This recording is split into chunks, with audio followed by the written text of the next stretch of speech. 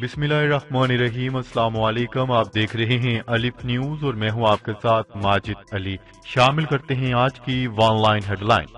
اماراتی کابینہ کی تل ابیب میں سفارت خانہ کھولنے کی منظوری۔ متحدہ عرب امارات کی کابینہ نے اسرائیل کے شہر تل ابیب میں اپنا سفارت خانہ کھولنے کی منظوری دے دی۔ میڈیا رپورٹ کے مطابق امارات کی حکومت نے تل ابیب میں سفارت خانہ کھولنے کا اعلان کیا ہے۔ دونوں ملکوں کے درمیان گزشتہ سال اگست میں تاریخی معاہدہ طے پایا تھا، جس کے تحت سفارتی تعلقات استوار ہوئے تھے۔ اس معاہدے میں سابق امریکی صدر ڈونلڈ ٹرمپ نے ثالثی کا کردار ادا کیا تھا۔ چین اور بھارتی افواج میں جھڑپ، بیجنگ کا رد عمل سامنے آ گیا۔ چین اور بھارتی افواج کے درمیان تازہ جھڑپوں پر چینی وزارت خارجہ کا شدید رد عمل سامنے آ گیا۔ اپنے ایک بیان میں چینی وزارت خارجہ کے ترجمان نے کہا ہے کہ چین کی سرحدی فوج نے سرحدی خطے میں امن برقرار رکھنے کا عہد کر رکھا ہے۔ انہوں نے کہا ہے کہ بھارتی فوج کو بھی اسی سمت میں کام کرنے پر زور دیتے ہیں۔ ترجمان چینی وزارت خارجہ کا کہنا تھا کہ امید ہے کہ فریقین اختلافات کے حل کے لیے مناسب اقدامات کریں گے۔ بھارت کا یوم آزادی دنیا بھر میں کشمیریوں نے یوم سیاہ کے طور پر منایا۔ مقبوضہ وادی سمیت دنیا بھر میں مقیم کشمیریوں نے کل بھارتی یوم جمہوریہ کو یوم سیاہ کے طور پر منایا۔ کشمیر میڈیا سروسز کے مطابق آل پارٹیز حریت کانفرنس کی کال پر لائن آف کنٹرول کے دونوں جانب اور دنیا بھر کے کشمیریوں نے بھارتی یوم جمہوریہ کو یوم سیاہ کے طور پر منایا۔ کشمیری برادری کی جانب سے یوم سیاہ منانے کا مقصد عالمی برادری کو یہ پیغام دینا تھا کہ دنیا میں جنت نظیر خطے کے 82-70 سال سے بھارتی غاصبانہ قبضے اور تشدد کی فضا میں سانس لے رہے ہیں۔ سکھ کسانوں نے نئی دہلی لال قلعہ پر اپنا مذہبی جھنڈا لہرا دیا۔ بھارتی یوم جمہوریہ کے موقع پر سکھ کسانوں نے تاریخ رقم کرتے ہوئے مودی سرکار کو ہلا کر رکھ دیا۔ بھارتی میڈیا کے مطابق نئی دہلی کی سرحد پر کئی ماہ سے زرعی قوانین کے خلاف احتجاج کرنے والے کسانوں نے کل بھارتی یوم جمہوریہ کے موقع پر دارالحکومت دہلی داخل ہونے کے لیے تمام رکاوٹوں کو توڑ ڈالا۔ پولیس نے کسانوں کو دہلی میں داخل ہونے سے روکنے کی بہت کوششیں کی، تاہم کوششیں بے سود ثابت ہوئیں۔ خواجہ سرا فوجیوں پر پابندی، جو بائیڈن کا بڑا اقدام۔ امریکی صدر جو بائیڈن نے خواجہ سرا فوجیوں پر عائد پابندی کا لازم قرار دے دی۔ تفصیلات کے مطابق وائٹ ہاؤس نے کہا ہے کہ جو بائیڈن نے سابق صدر ڈونلڈ ٹرمپ کی خواجہ سرا فوجیوں پر عائد کردہ پابندی کو کلعدم قرار دے دیا۔ اس سلسلے میں جو بائیڈن نے ڈیفنس سیکرٹری لوئڈ آسٹن کے ہمراہ ایگزیکٹو آرڈر پر دستخط کیے، جس سے ڈونلڈ ٹرمپ دور کی پابندیاں منسوخ ہو گئیں۔ ٹرمپ مواخذہ، ایوان نمائندگان نے سینٹ سے بڑا مطالبہ کر دیا۔ سابق امریکی صدر نااہل ہوں گے یا نہیں، ایوان نمائندگان نے مواخذے کے آرٹیکل سینٹ میں پیش کر دیے۔ غیر ملکی میڈیا کی رپورٹ کے مطابق امریکی سینٹ میں سابق صدر ڈونلڈ ٹرمپ کے مواخذے کی کارروائی کا آغاز ہو گیا ہے۔ ایوان نمائندگان نے مواخذے کے آرٹیکل سینٹ میں پیش کر دیے۔ سعودی عرب میں محکمہ شماریات نے 2020 کی تیسری سماہی کے دوران مقامی اور غیر ملکی ملازمین کے حوالے سے اعداد و شمار جاری کر دیے۔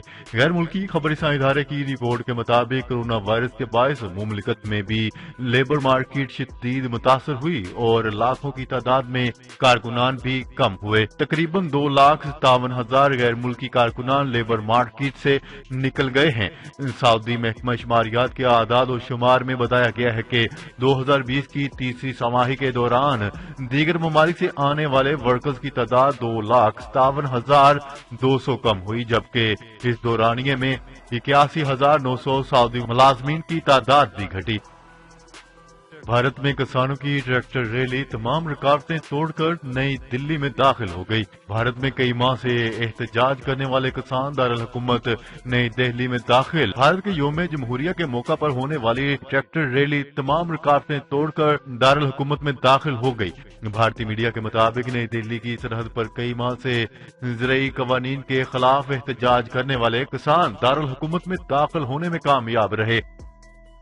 تحریک انصاف کا جمعیت علماء اسلام کے خلاف فارن فنڈنگ کیس دائر کرنے کا اعلان۔ تحریک انصاف نے جمعیت علماء اسلام کے خلاف فارن فنڈنگ کیس دائر کرنے کا فیصلہ کر لیا اور کہا ہے کہ حافظ حسین احمد نے لیبیا اور عراق سے فنڈنگ لینے کا اعتراف کیا ہے۔ تفصیلات کے مطابق تحریک انصاف نے جمعیت علماء اسلام کے خلاف فارن فنڈنگ کیس دائر کرنے کا فیصلہ کر لیا۔ وفاقی کابینہ نے براڈ شیٹ تحقیقات کے لیے انکوائری کمیشن کی بھی منظوری دے دی۔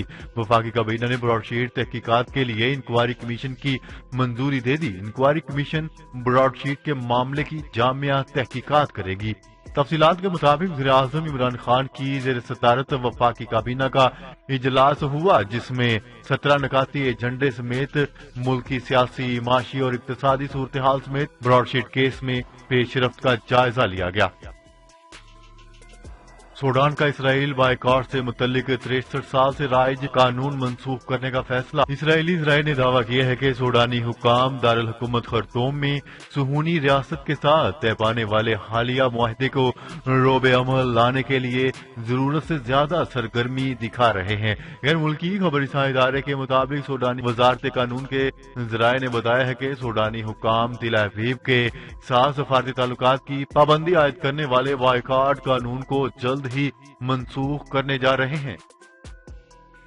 مقبوضہ کشمیر میں بھارتی فوج کا ہیلی کاپٹر گر کر تباہ۔ بھارتی میڈیا کے مطابق بھارتی فوج کا ہیلی کاپٹر مقبوضہ کشمیر میں گر کر تباہ ہوا، جس کے نتیجے میں ایک پائلٹ ہلاک جبکہ دوسرا زخمی ہو گیا۔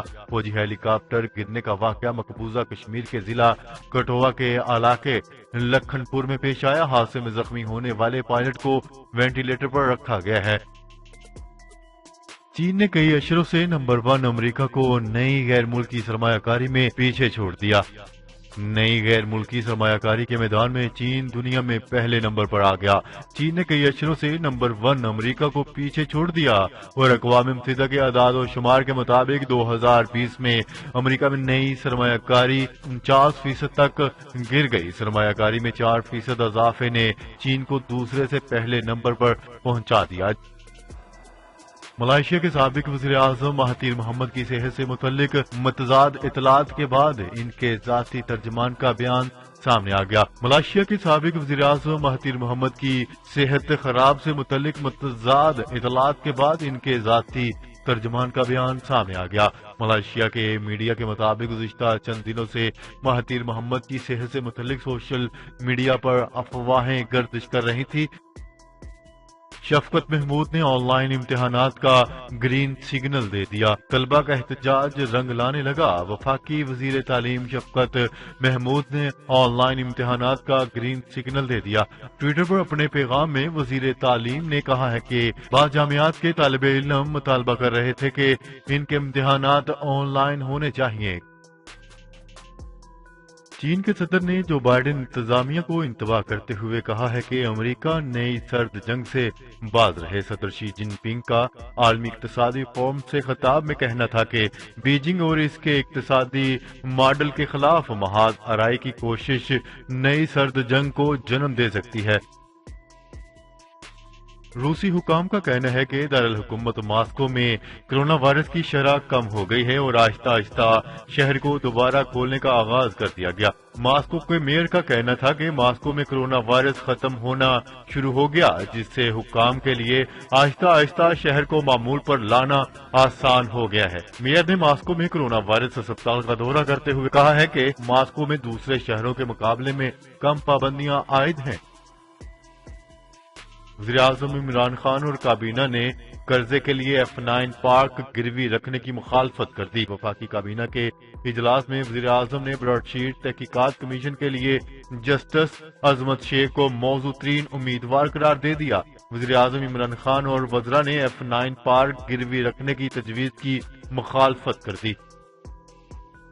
ملک بھر میں ریلوے کا بکنگ نظام بیٹھ گیا۔ بکنگ کا نظام بیٹھ جانے سے ریلوے کو لاکھوں روپے کا نقصان ہو گیا۔ مسافر سخت پریشانی کا شکار رہے۔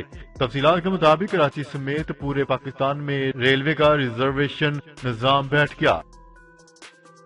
وفاقی حکومت نے یوم یکجہتی کشمیر کے موقع پر 5 فروری کو عام تعطیل کا اعلان کر دیا۔ تفصیلات کے مطابق وزارت داخلہ کی جانب سے عام تعطیل کا نوٹیفکیشن بھی جاری کر دیا گیا۔ یوم یکجہتی کشمیر ہر سال دنیا بھر میں منایا جاتا ہے، جس کا مقصد مقبوضہ کشمیر کے عوام کے حق خود ارادیت کے بنیادی حقوق کے لیے آواز اٹھانا ہے۔